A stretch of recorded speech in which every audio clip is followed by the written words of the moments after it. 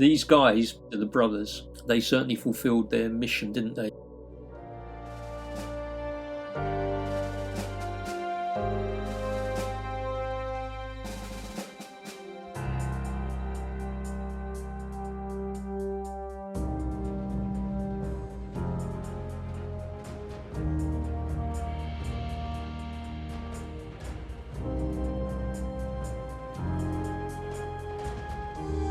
Steve, last episode we got to Mark 1, 14 and 15, about the time is fulfilled and the kingdom of God is at hand, and so on. Just to finish off that, I'm assuming that the Jews at the time would have understood the concept of the appointed time of the Messiah, that this may have fallen on stony ears, but it wouldn't have necessarily fallen on knowing ears, if that makes sense. Yeah, the Jewish people were ripe with expectation that Messiah would be turning up at some point. The problem from the perspective that I come from is that they failed to recognise Messiah when he did turn up. They expected him to come in like some sort of glorious conqueror to overthrow the Roman people. But that was never the way that Messiah was prophesied. Messiah was prophesied as coming as a suffering servant, which is why Isaiah 53 is such a challenging section to many Jewish people, and why they won't talk about it, because Isaiah 53 is so clearly a description of Jesus that you could almost paint him from it. They were blind, they missed him, but not all of them missed him. Right at the very beginning, when Jesus was presented into the temple, prophetess Anna recognised him. Simeon, the old chap who was there, who handled him, said, "My eyes have now seen the glory of the Lord, and I can sort of depart this world in peace." So there were people that were sensitive to who he was, because they recognised that God doesn't do things the way us humans expect. And we'll talk about the effect it had on the Jewish people. It's useful when you come across statements made by writers when they say that there was a remnant of the believing, which obviously are going to be some of the people we're about to meet or talk about now. I think the operative word there is remnant. We're talking about a world which had turned away from God, so things haven't changed in that regard. Nothing's changed, mate. Nothing has changed. And you only have to read a bit of history to see that. And explains why the Bible is so big. It talks about a lot of people who've gone through the same thing. So we're on to verse 16 of chapter 1. Now he walked by the Sea of Galilee. Quite a simple bucolic image, just wandering around, going up and down in his sandals, but it's obviously more than that. Bimbling along. And he saw Simon and Andrew, his brother, casting a net into the sea, for they were fishers. Obviously, we're talking about names here. I don't know if anyone, or yourself, Steve, have ever read War and Peace. Long time ago. And it's a bit like the Iliad. You'll come across names, and names that aren't to do with, well, they are to do with the person. You think, who's this person? Because they're given the Russian name in War and Peace, and then they give a French name, and then a pet name. And you think, who's who? The only reason I say that is because we're coming across the English or modern version from the King James, which have been anglicised and potentially Greek, but then there'll be some Latin elements, and of course they also would have had Hebrew or Aramaic names. So the first one we come across is Simon, who was eventually then possibly called Kephas, which is rock. He may have been known as Shimon bar Yona, Greek Simeon, Latin Petros, which is rock, hence Peter. I don't know what it is about names. I feel quite sad for people who were never called by their name, but because culturally they're known as something else. But we'll call him Simon from now on, shall we? Are we agreed? Because we often say Yeshua. Simon or Peter? Exactly. But he's the first apostle. He is the first apostle. Also, he's of Bethsaida, if I've got that correct. And he's got a brother, Andrew. Yeah. Andrew, or Andreas, or Andreos. His name means brave. Manly. And I believe Andrew may have been a disciple, or, sorry, maybe the wrong word, a follower, or somebody knew John the Baptist. Yes, that's right. But I'm going to finally hand it over to you, Steve, because I'm talking a long time here. I'm just excited. I know something. No, it's great. What's noticeable about this, they're literally low social standing. They would have been hard grafters. They would have been men who put their lives at risk every time they went out because they're fishermen. They're team workers. And of course, you got that wonderful line coming up as well. Come unto me and I will make you become fishers of men. So anything to talk about here? There's some things that we need to establish here. You've got Jesus walking by the Sea of Galilee. The Sea of Galilee was quite a significant place. You touched on it last week when we spoke about 600 feet or below the Mediterranean Sea, the level of that. It was, about 13 miles long. It's around about 8 miles wide. And it was a massive base for fishing operations back in the day. It's likely that Jesus, when he was walking around that area, was probably somewhere in the region of near Capernaum. And the reason I say that is because Capernaum was the base of his operations, but it was also the home port for Peter, James, John and Andrew, who are the disciples that we first meet. Fishing was an absolute key industry in that area, and the fishermen would have been known. They would have been known, and they would have been pretty well taxed, because obviously people were taxed on what they caught and that sort of thing. Around that time when Jesus was walking there were probably at least 16 different ports that were on that lake. And some of the towns that we know of, just in their name itself, they are associated with the fishing industry. So Magdala, for example, means fish tower. Bethsaida, that you've mentioned already, means the house of fish. Tarichaea is another area, it means salted fish. So we know that there was quite a lot of industry going on there at the time of Jesus. In fact, in 68 AD, the Roman Jewish historian Josephus, he was able to commandeer 230 fishing boats in the Sea of Galilee, which is no small fleet, right? 230 fishing boats.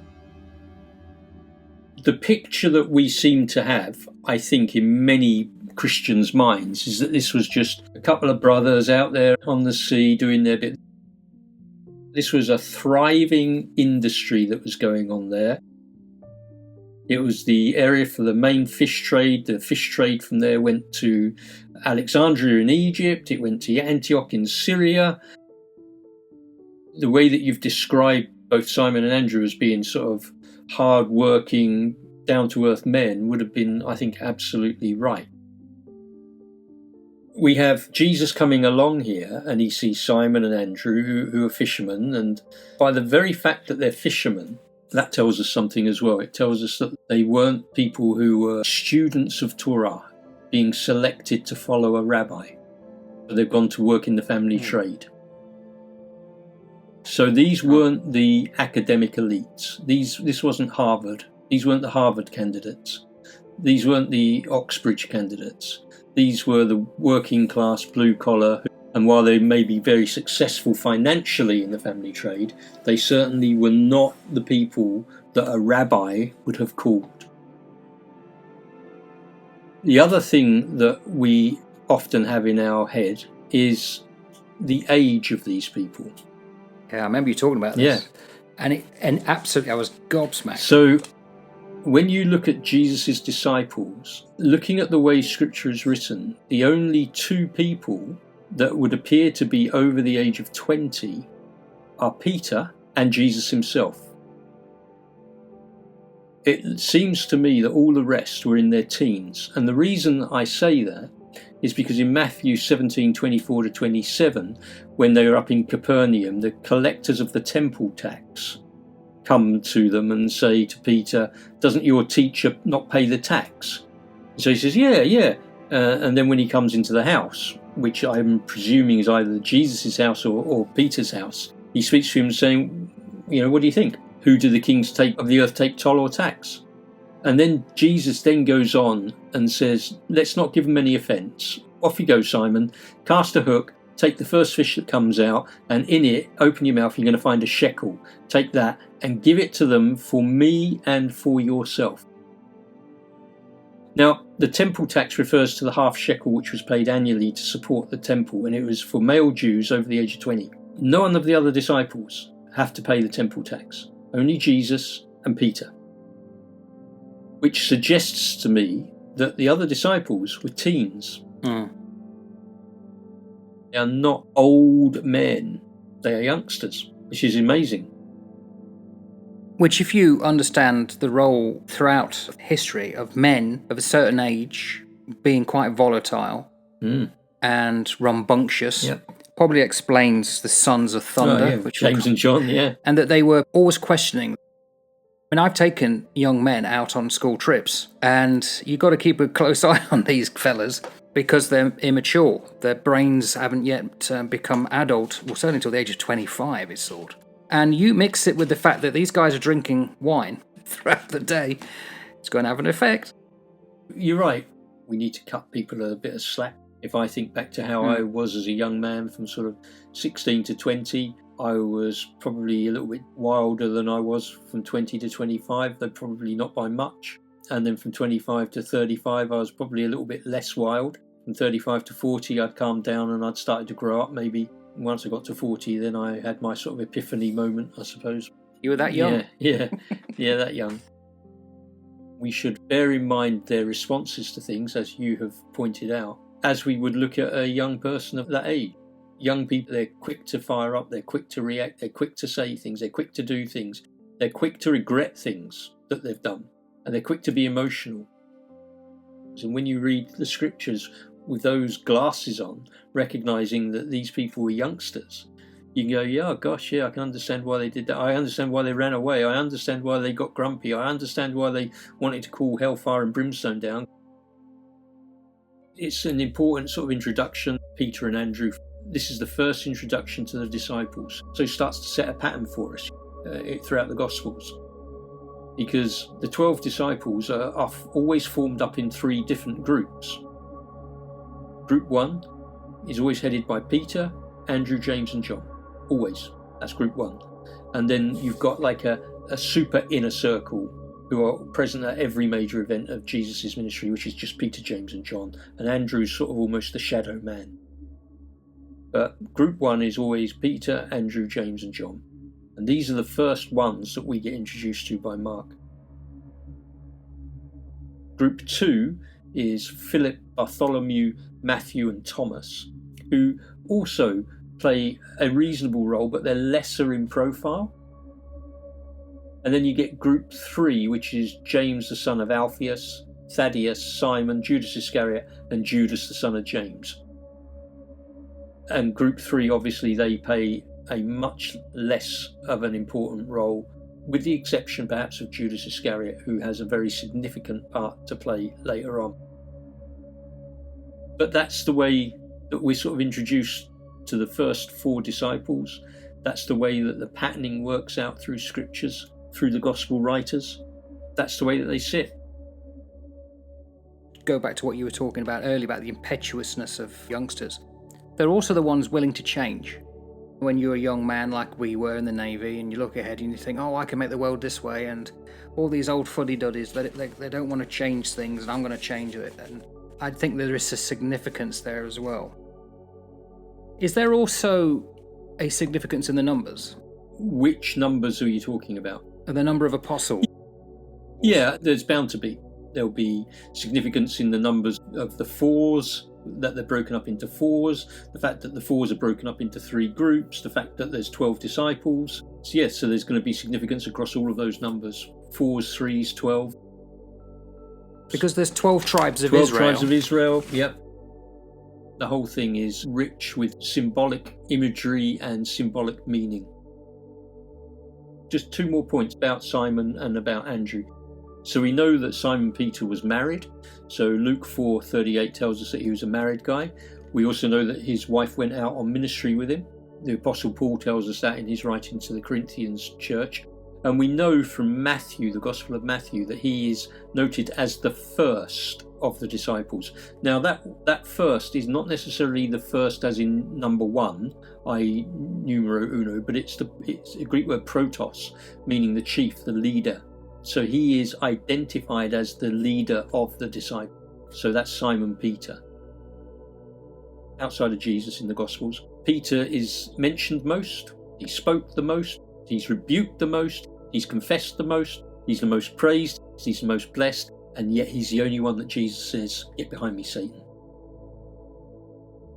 We also know from Eusebius, the early church historian, when he quotes Clement, that as far as the tradition goes, Peter first of all had to watch his wife being crucified. And as she was being crucified, he was calling to her to remember the Lord. And then when his time came, he said, "I'm not worthy to be crucified like my Lord, so crucify me upside down." Yeah, could do it upside down, yeah. Andrew, he was a man of the shadows. He lived in the shadow of his brother. He had been a follower of John the Baptist. He was a devout man, clearly a devout man. He was quite clearly a serious man in terms of his belief, his faith, probably his expectation around Messiah and the Tanakh. We know that he was quite dedicated to following Jesus, and he was just a very unassuming man. Tradition teaches us that he's the one that took the gospel north as far as Scythia. Tradition also tells us that he too was crucified near Athens in Achaia. The reason that he was crucified was because apparently he led the wife of a Roman governor there to Christ, which caused a bit of a stir, and she refused to recant, so they crucified Andrew. And St. Andrew, and you look at the cross of St. Andrew, it's an X-shaped saltire, and that's how he was crucified. They lashed him to it rather than nail him to it, and he hung there for 2 days, according to the accounts, exhorting the passers-by to turn to Jesus.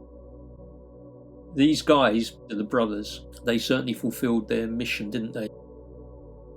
And you mentioned Scythia. So for those who don't know, that's the Ukraine. That's some distance. I believe there were Greek settlements on what we now call Crimea.